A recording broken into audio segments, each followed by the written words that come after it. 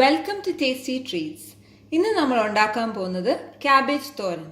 അതിന് വേണ്ട ഇൻഗ്രീഡിയൻസ്: ഒരു ക്യാബേജിൻ്റെ പകുതി, ഒരു ഹാൻഡ്ഫുൾ ഗ്രേറ്റഡ് കോക്കനട്ട്, ഒരു ചുമന്ന മുളക്, 2 പച്ചമുളക്, 4 ചുമന്നുള്ളി, ഒരു ചെറിയ കഷ്ണം ഇഞ്ചി, ഒരു ചെറിയ കഷ്ണം വെളുത്തുള്ളി, 1 ടീസ്പൂൺ കടുക്, ഒരു തണ്ട് കറിവേപ്പില, 2 പിഞ്ച് മഞ്ഞൾപ്പൊടി.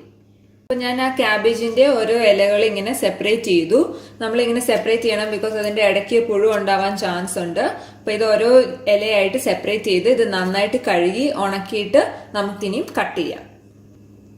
അപ്പം ഞാൻ എല്ലാം കഴുകി നന്നായിട്ട് ഉണക്കിയിട്ടുണ്ട്. അപ്പം ഇത് നന്നായിട്ട് ഉണങ്ങിയിട്ടുണ്ട്. അല്ലെങ്കിൽ നമ്മൾ തോരൻ ഉണ്ടാക്കുമ്പം കുഴഞ്ഞു പോവും, വെള്ളം കൂടുതലായിട്ട്. അപ്പം ഇനിയും ഞാനിതെങ്ങനെ കട്ട് ചെയ്യേണ്ടതെന്ന് കാണിച്ചു തരാം. അപ്പം നമ്മൾ ഒരു ഇല എടുക്കുമ്പം ഈ നടുക്കത്ത് ഈ ഭാഗമുണ്ട്, അത് നമ്മൾ ഉപയോഗിച്ചാൽ അതിന് ഭയങ്കര കട്ടിയാണ്. അപ്പം അത് വെച്ച് തോരൻ ഉണ്ടാക്കിയാൽ നല്ല സോഫ്റ്റ് ആയിട്ട് ഇരിക്കത്തില്ല. അതുകൊണ്ട് ഞാൻ ആ ഭാഗം ഇങ്ങനെ കട്ട് ചെയ്ത് കളയുക. നമുക്കിത് ആവശ്യമില്ല.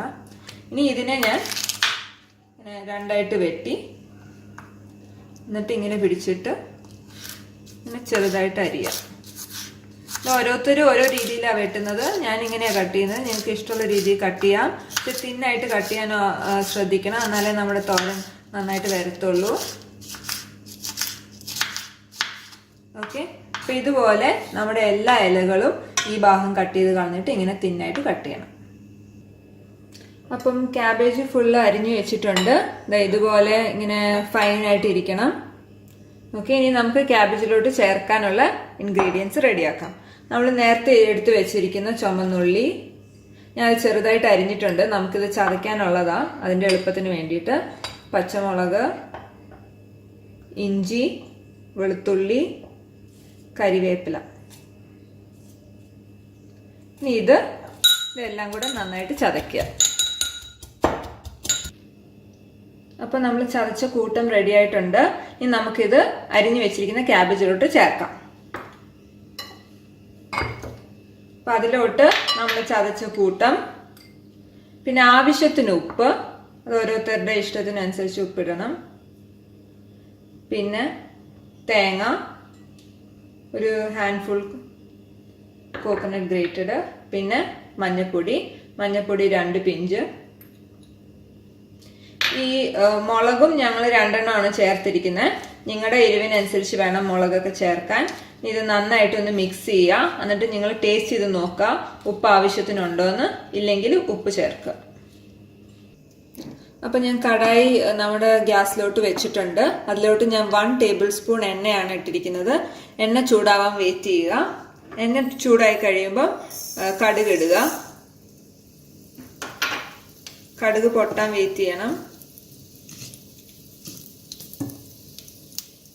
അപ്പം നമ്മുടെ കടുക് പൊട്ടി തുടങ്ങിയിട്ടുണ്ട്.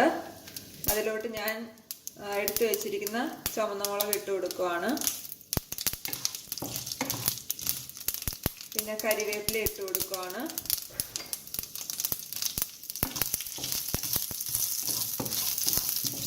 ഓക്കെ, അതൊന്ന് ഇച്ചിരി ആയി കഴിയുമ്പോൾ നമ്മൾ കൂട്ടി വെച്ചിരിക്കുന്ന ക്യാബേജ് അതിലോട്ട് ഇടുക.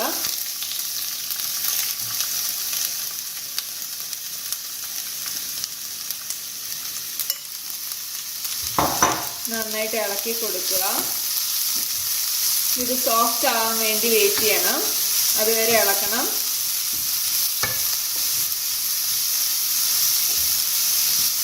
നമ്മുടെ ക്യാബേജ് തോരൻ റെഡി ആയിട്ടുണ്ട്. ഇത് നിങ്ങൾ സോഫ്റ്റ് ആവുന്ന വരെ സോട്ട് ചെയ്തുകൊണ്ടിരിക്കണം. ഇതിൻ്റെ ഉപ്പൊക്കെ ഒന്ന് ടേസ്റ്റ് ചെയ്ത് കറക്റ്റ് അളവിന് ഇടണം, നിങ്ങളുടെ ഇഷ്ടത്തിനനുസരിച്ച്. ഇനി ഇത് നമുക്ക് സെർവിങ് പ്ലേറ്റിലോട്ട് മാറ്റാം. അപ്പോൾ നമ്മുടെ ക്യാബേജ് തോരൻ റെഡി ആയിട്ടുണ്ട്. സെർവിങ് പ്ലേറ്റിലോട്ട് മാറ്റിയിട്ടുണ്ട്. നിങ്ങൾക്ക് എല്ലാവർക്കും ഞങ്ങളുടെ റെസിപ്പി ഇഷ്ടപ്പെട്ടെന്ന് വിശ്വസിക്കുന്നു. ഇത് ഞങ്ങളുടെ ഫസ്റ്റ് എപ്പിസോഡാണ്. ഇനി ഞങ്ങളുടെ വേറെ റെസിപ്പീസ് കാണണമെങ്കിൽ പ്ലീസ് ഡു സപ്പോർട്ട് us. അപ്പോൾ മറക്കണ്ട, ലൈക്ക്, ഷെയർ ആൻഡ് സബ്സ്ക്രൈബ്. ഞങ്ങൾ അടുത്ത റെസിപ്പിയായി വരുന്നവരേക്കും ബൈ.